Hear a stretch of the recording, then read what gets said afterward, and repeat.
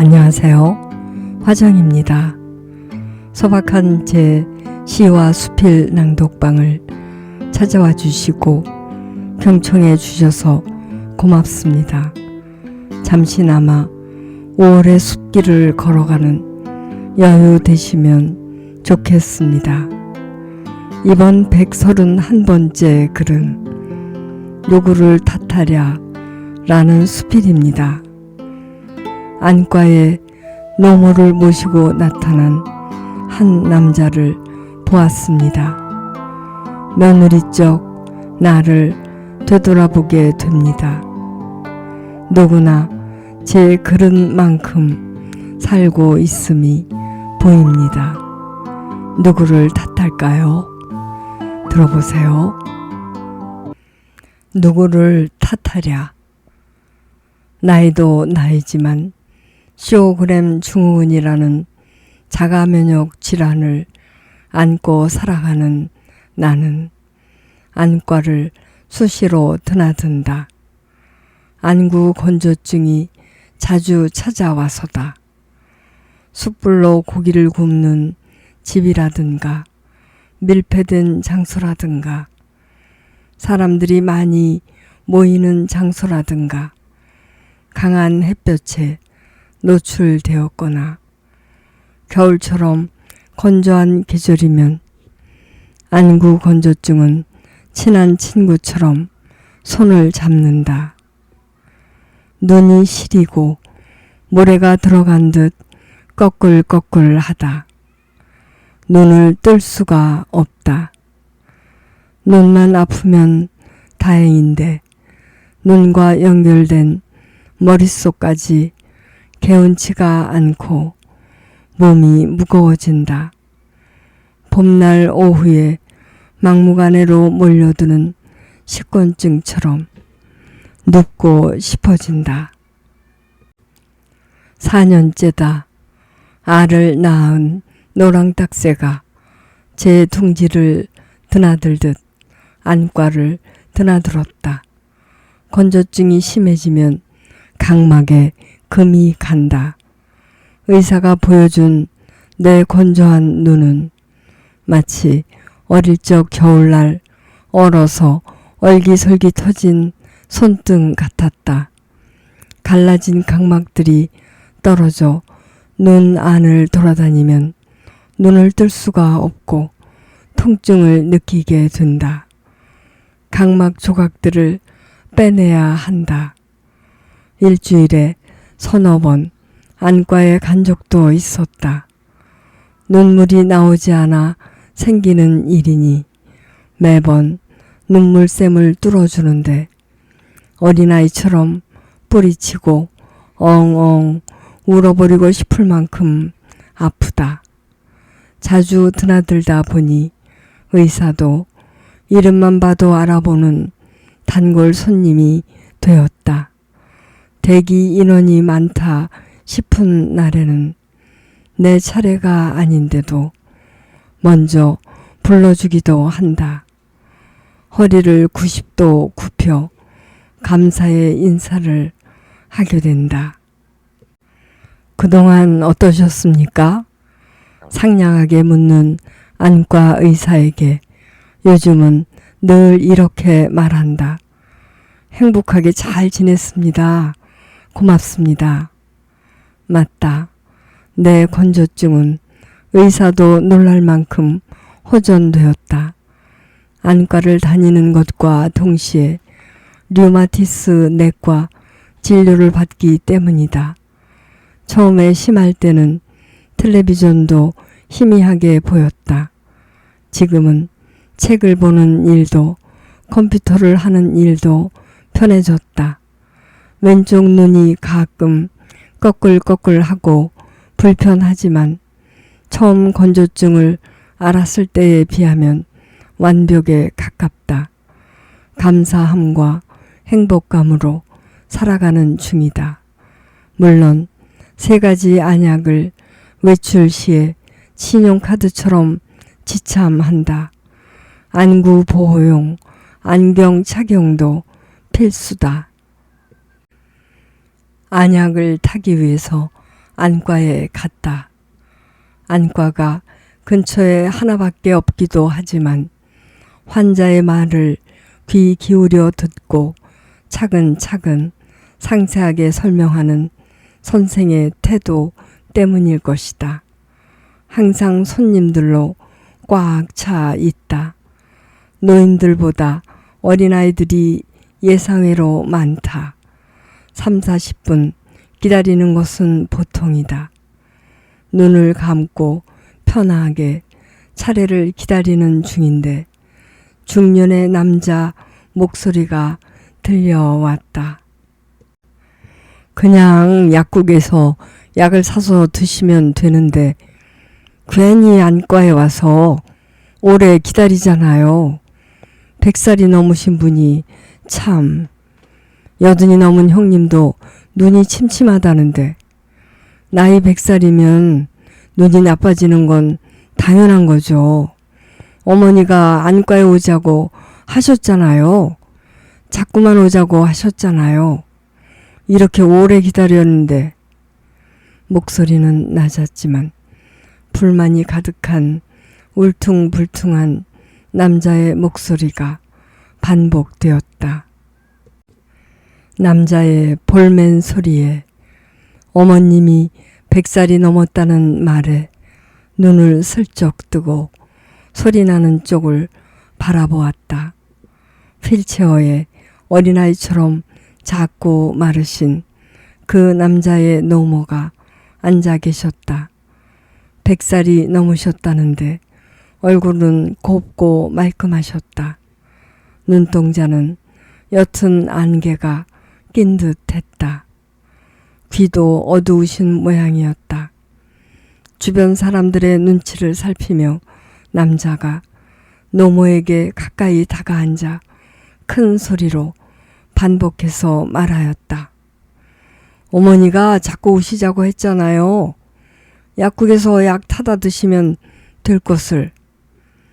70대 중반쯤에 몸집이 황소만한 남자의 말이라기에는 아무리 잘 봐주려 해도 어울리지 않는 말투였다.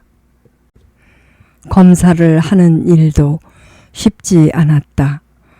휠체어에 앉아 계신 노모를 검사용 의자로 이리저리 옮기는 일도 꽤 시간이 걸렸다.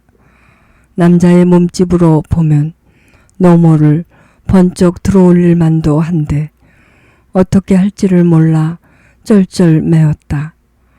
금방 심술통을 터뜨릴 듯한 표정으로 말이다. 말하는 투로 봐서는 아들임이 분명한데 한 번도 노인을 모셔보지 않은 불편한 자세였다. 하기 싫은 공부를 하느라 의자에 앉아있는 10살 아들 같은 표정이었다. 노모는 얼마나 불편하고 아팠으면 병원을 주장하셨을까. 이왕 안과에 왔으면 검사를 받고 의사의 말씀을 들어보는 것도 좋은 일이 아닌가. 아무리 나이를 먹어도 아픈 것은 아픈 것이다. 통증을 감소시키고 싶은 어머니의 마음을 아들은 아는가 모르는가. 저 아들은 진짜 아들일까 싶었다. 쯧쯧쯧. 뭐라 야단이라도 치고 싶은 심정으로 그 남자를 쳐다보았다.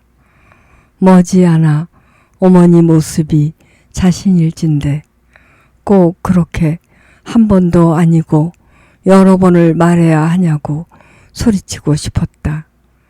그 순간 생각났다. 나도 별반 다르지 않은 인간임을 말이다. 시어머님이 치매와 노환으로 우리 집에 계실 때였다. 군 복무 중인 아들 방을 어머님 방으로 바꾸면서 잘 모셔야지 마음먹었다. 처음에 마음과는 다르게 시간이 지나갈수록 내 얼굴은 웃음을 잃어갔고 말이 하기 싫어졌다. 정성을 들이던 음식도 어머니 곁에 앉아 또박또박 성경 구절을 낭독하던 일도 횟수가 줄어들었다. 내 눈치를 보시는 어머님 표정을 점점 자주 보았다. 겨우 두 주일을 모시고 말이다. 어머니에 대한 배려라고는 눈꼽만큼도 없는 저 남자의 태도와 다르지 않았다. 후회는 되었지만 그때로 돌아간다면 더 잘할 수 있을까? 잘할 수 있다고 장담할 수가 없다. 내 그릇은 딱 고만한 것이다. 반면에 이런 친구도 있다. 시어머님을 모시고 살았다. 하루에 한 번씩 어머님을 모시고 산책을 나설 만큼 딸보다 다정한 며느리였다. 종교적으로도 끈끈하게 맺어진 사이였다. 90이 넘으시면서 치매를 앓으셨고 가족이 감당할 수 없는 지경에 이르렀다. 전문 요양병원으로 모셔서 자주 찾아뵈었다. 돌아가실 것 같다는 연락을 받자마자 친구는 달려가 집으로 모셔왔다. 정성 들여 목욕을 시켜드리고 곱게 분을 발라 드리고 미리 준비해 두었던 정갈한 옷을 입혀드렸다. 신부님을 모셔다가 기도를 드렸다. 친구는 어디에서도 찾아보기 힘든 따스한 마음이 가득 찬 큰 그릇이었다. 친정 어머니가 치매와 노환으로 아프실 때 우리 칠남매는 어떠했는가? 큰 아들과 며느리가 모셔야 한다는 관념에 사로잡혀 있었다. 큰 올케는 그 당시 부처님 전에 기도하고 봉사하느라 강원도 절에서 지내다가 한 달에 2-3번 서울을 오가던 때였다. 둘째 오빠네나 딸 넷 중 누군가 모실 수도 있었지만 아무도 나서지 못하였다.